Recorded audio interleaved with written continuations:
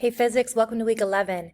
Here's the plan. I actually have the next couple weeks planned out for you, all the way up until Thanksgiving break.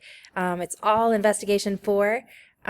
So today and Tuesday, we're going to start with investigation 4 activity 3, which is talking about Rutherford's model and the discovery of the nucleus. So we will start there. There's a Google form called the Small Dense Positive Nucleus.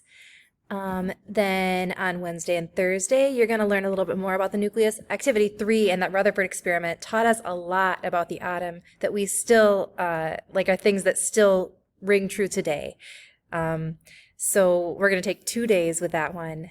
And on Wednesday and Thursday, we're going to do some atomic math about atomic mass.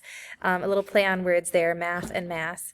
And we're going to learn about the strong force, which is what holds the nucleus together, even though the nucleus, as you know, is positively charged and it's full of protons, which you would think, based on what we know about electromagnetism, protons that are positively charged should repel each other, right? But they don't. Protons in the nucleus stick very close together, really close together. So we're going to learn about what that is.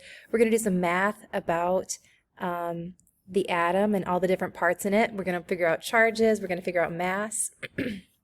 And then on Friday or Monday, we're going to do a reading to review why the nucleus doesn't fall apart or fly apart. We're going to learn about the most current model that we're going to get to in freshman physics this year, which is the probability model.